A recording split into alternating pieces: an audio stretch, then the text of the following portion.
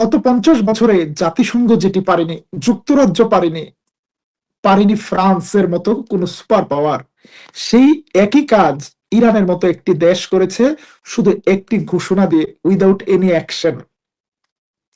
ইসরায়েলকে থামাতে পারেনি জাতিসংঘ, থামাতে পারেনি ফ্রান্স, ব্রিটেন কিংবা ইউরোপের কোনো দেশ। ইসরায়েল যখন যেখানে খুশি হামলা করেছে, কারো বাধা মানেনি। এবং এভাবেই আজকে লেবাননের রাজধানী বেইরুতে দাহিয়া এলাকায় হামলার ঘোষণা দিয়েছিল ইসরায়েল, কিন্তু মুখ থেকে ফেলে দেওয়া থুতুটিকে আবার ফিরিয়ে নিতে বাধ্য হয়েছে একজন ব্যক্তি, বাধ্য হয়েছে ইরানের একটি ঘোষণায়। কি সেই ঘোষণা, কি তার ইম্প্যাক্ট, কি তার পরবর্তী রেজাল্ট, সেই তথ্য জানানোর আগে আরেকটি সংবাদ দিই, লেটেস্ট তাজা সংবাদ, গরম গরম নানের মতো তাজা। ছবিটিতে যে ব্যক্তিকে দেখছেন তিনি ইসরায়েলি মিলিটারির একজন ক্যাপ্টেন, ক্যাপ্টেন ডক্টর ওরি ইউসেফ সিলভারস্টেন। তিনি মনের সুখে লেবানন দখল করতে গিয়েছিলেন। লেবাননের ভেতরে আক্রমণকারী বাহিনীর একজন ক্যাপ্টেন ছিলেন। হিজবুল্লাহর এফপিভি ড্রোন হামলায় আজকে ওপারে চলে গিয়েছেন। ইসরায়েল কিছুক্ষণ আগে এই সংবাদ প্রচার করেছে, স্বীকার করেছে হিজবুল্লাহর ড্রোন হামলায় তাদের আরো একজন অফিসার নিহত হয়েছে। লেবাননের ভেতরে বিপর্যয়ের মুখে ইসরায়েল। দক্ষিণ লেবাননে ইসরায়েলের মার্কাভা ট্যাঙ্ক, ইসরায়েলের হাম্মার সামরিক যান, ইসরায়েলের নামের ট্রুপস ক্যারিয়ার, ইসরায়েলের D9 বুলডোজার, ইসরায়েলের কমিউনিকেশন যন্ত্র, ইসরায়েলের এন্টিড্রোন জ্যামার সবকিছুকে খেয়ে দিচ্ছে হিজবুল্লাহ। এবং গন্ডায় গন্ডায় ইসরায়েলি সেনা মারা যাচ্ছে। সেনা মারা গেলেও ভালো কথা ছিল, অফিসার মারা যাচ্ছে। এই অবস্থায় নিজেদের পরাজয়, ব্যর্থতা ঢাকতে বেইরুতে হামলা চালানোর ঘোষণা দিয়েছিল নেতানিয়াহু। যুদ্ধবিরতিকে বৃদ্ধাঙ্গুলি দেখিয়ে, সকল আন্তর্জাতিক আইনকে লঙ্ঘন করে একটি দেশের সিভিলিয়ান এরিয়াতে বিমান হামলার ঘোষণা দিয়েছে।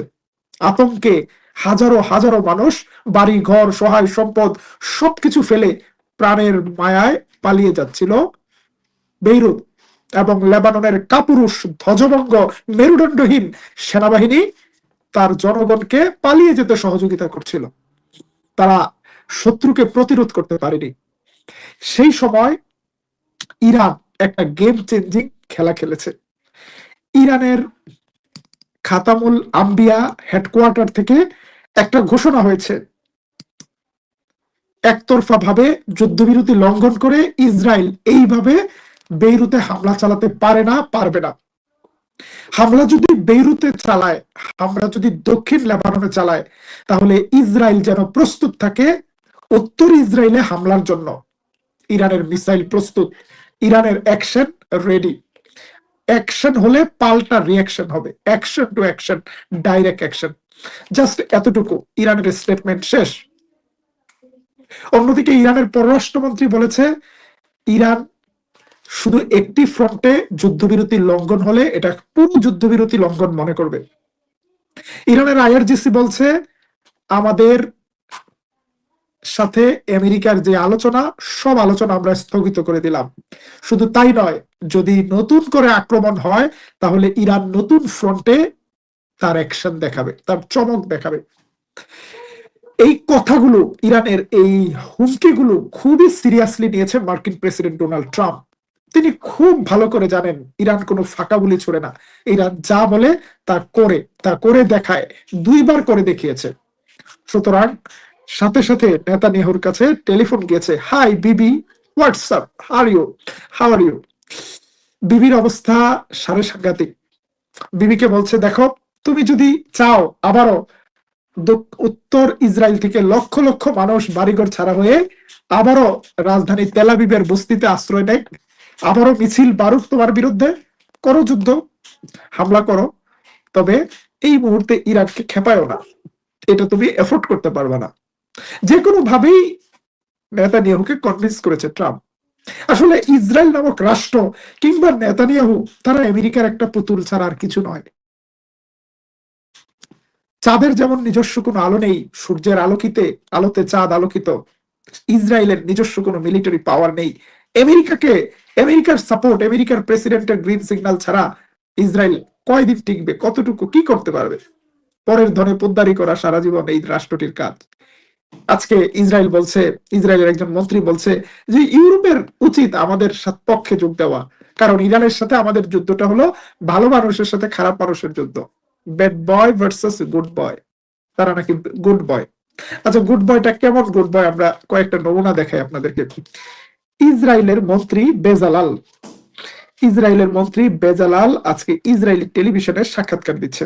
কি বলছে সেখানে শুনে আসি একটু। לשלם על זה עם ריבית והצמדה, עמדתי צריך לפרק את הרשות הפלסטינית, צריך למחוק את הקווים של A, B ו-C, למחוק את הסכמי אוסלו, האסון הנורא והיום הזה, לתפוס את כל השטח, כי בסוף, מה לעשות, המציאות מלמדת שאנחנו בשטח, יש התיישבות, יש צבא, יש הרתעה, יש מודיעין ואין טרור. כשאנחנו יוצאים משטח, אז הבור ריק, כן, אין בו מים, אבל נחשים ועקרבים יש בו, ויש בו טרור, אז בסוף את המהפכה בהתיישבות, אנחנו חוללנו, הייתה...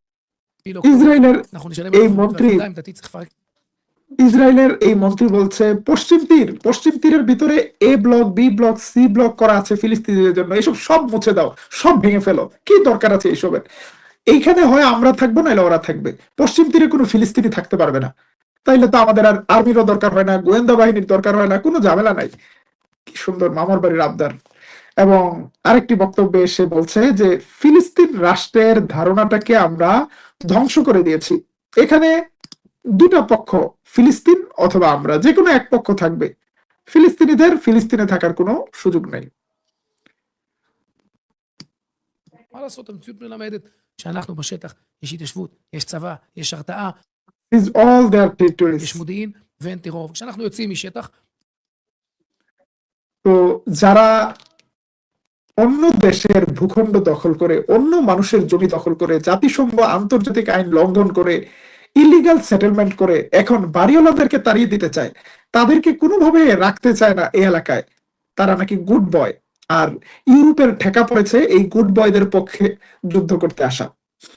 অথচ ইউরোপের টনক নড়েছে, ইউরোপিয়ান ইউনিয়ন ইতিমধ্যে বেন গাভিরের মতো উগ্রবাদী মন্ত্রীদের বিরুদ্ধে নিষেধাজ্ঞা দিয়েছে এবং এই সেটেলমেন্ট গুলোতে ভায়োলেন্সের কারণে অনেক ইসরায়েলি নেতার বিরুদ্ধে ইউরোপীয় ইউনিয়ন সেটেলমেন্ট দিয়েছে, নিষেধাজ্ঞা দিয়েছে। ইউরোপ ইসরায়েলের এই যুদ্ধে আর নেই, ইসরায়েলের সাথে পাশে নেই, কিন্তু ইউরোপ ইসরায়েলকে থামাতেও পারছিল না। তারা কুসুম কুসুম নিন্দা, বিরোধিতা, তীব্র নিন্দা, হালকা নিন্দা, হ্যাঁ, ছোট্টখাটো নিষেধাজ্ঞা, এইসব লোক দেখানো কর্মকাণ্ড করে তাদের মান সম্মান, মানবাধিকারের মান ইজ্জত রক্ষার চেষ্টা করেছে, কিন্তু এগুলো কোনো কাজে দেয়নি। কোন নিন্দা, মুসলিম বিশ্বের নিন্দা, ওআইসির নিন্দা, জাতিসংঘের নিন্দা, নিরাপত্তা পরিষদের নিন্দা, নিরাপত্তা পরিষদের কঠোর অবস্থান, নিরাপত্তা পরিষদের রেজুলেশন, কোনো কিছুকে তোয়াক্কা করেনি ইসরায়েল। কিন্তু আজকে ঠিকই ইরানের একটা হুমকিকে তোয়াক্কা করতে বাধ্য হয়েছে। ইরান বলেছিল যে আমরা ইসরায়েলের সাথে, আমেরিকার সাথে সকল পরোক্ষ আলোচনা ফ্রিজ করে দিয়েছি, বাতিল করে দিয়েছি, কোনো আলোচনা হবে না আমেরিকার সাথে, আমার ভাইকে হত্যা করে আমার সাথে আসে মীমাংসা করতে। ইরান বলছে গাজার ফিলিস্তিনি মানুষের রক্ত, লেবানিজ মানুষের রক্তকে আমরা ইরানি জাতির রক্ত মনে করি, কারণ আমরা মুসলমানরা সবাই এক জাতি, আমরা এক দেহ। ইরানের এই বক্তব্য আজকে প্রমাণ করছে যে ইরান লেবাননকে, ফিলিস্তিনকে একা রেখে যুদ্ধ বিরতিতে যাবে না, এবং এর আগেও ইরান এটা স্পষ্ট করেছে লেবানন এবং ফিলিস্তিনকে যুদ্ধবিরতির ভেতরে রাখতে হবে। এবং ইরান এই কথাগুলো শুধু ফাঁকা কথা বলছে না, ইরান তার হাতে অনেকগুলো নেগোশিয়েটিং চিপ রাখছে, আলোচনার চাপ দেওয়ার জন্য তাদের হাতে টুলস আছে। ইরান বলছে যে এতদিন তো হরমুজ প্রণালীতে টাকা পয়সা দিয়ে পার হতে দিয়েছি, হরমুজ টোটালি বন্ধ করে দেব, টোটালি হরমুজ বন্ধ হয়ে যাবে, কোনো জাহাজ যাবে না, এবং দরকার হলে বাবেল বান্দর বন্ধ হবে, দেখি আমেরিকার জাহাজ কোন দিক দিয়ে যায়, কোথায় ব্যবসা করে। ডোনাল্ড ট্রাম্প সাধে এতটা নরম হয়নি, ঘুম থেকে উঠে এই সংবাদ দেখে ডোনাল্ড ট্রাম্পের মাথা নষ্ট। প্রিয় দর্শক, আজকে যেই কাজ করেছে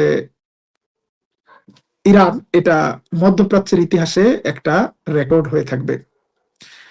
একজন প্রশ্ন করেছেন, ভাই আজ তোফায়েল মারা গেলেন, আল্লাহ ওনাকে ওনার কর্মফলের যথার্থ প্রাপ্য বুঝিয়ে দিক, উনি দুনিয়াতে যা কাজ করে গিয়েছেন তার যথার্থ পুরস্কার বা ওনার কর্মফল অনুযায়ী ওনাকে ওনার হিসাব বুঝিয়ে দিন। ওনার ব্যাপারে আর কিছু বললাম না।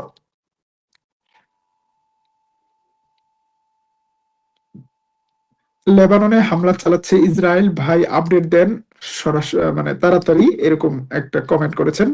লেবাননে আজকে আজকে ইরানের হুমকির পর বেইরুতের যে অপারেশনটি সেটিকে পোস্টপোন করেছে ইসরায়েল, কিন্তু হাত তো নিষ্পিস করছে, মানছে না মন।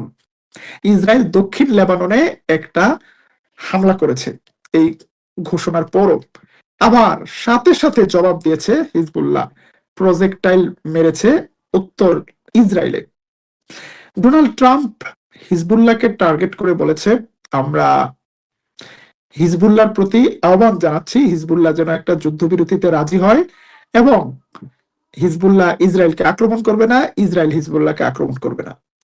এবং হিজবুল্লাহ ইরানের কাছে মেসেজ পাঠিয়েছে যে আমরা একটা পূর্ণ যুদ্ধবিরতিতে প্রবেশের জন্য প্রস্তুত আছি, ইসরায়েল যদি গ্যারান্টি দেয় আমাদের কাছে আমাদের উপর কোনো আক্রমণ করবে না, আমরাও ইসরায়েলকে আক্রমণ করব না। কিন্তু আগে ইসরায়েলকে গ্যারান্টি দিতে হবে ইসরায়েল আক্রমণ করবে না। ইসরায়েল আক্রমণ করবে আর আমরা ঘরে বসে থাকবো, সেটা হবে না।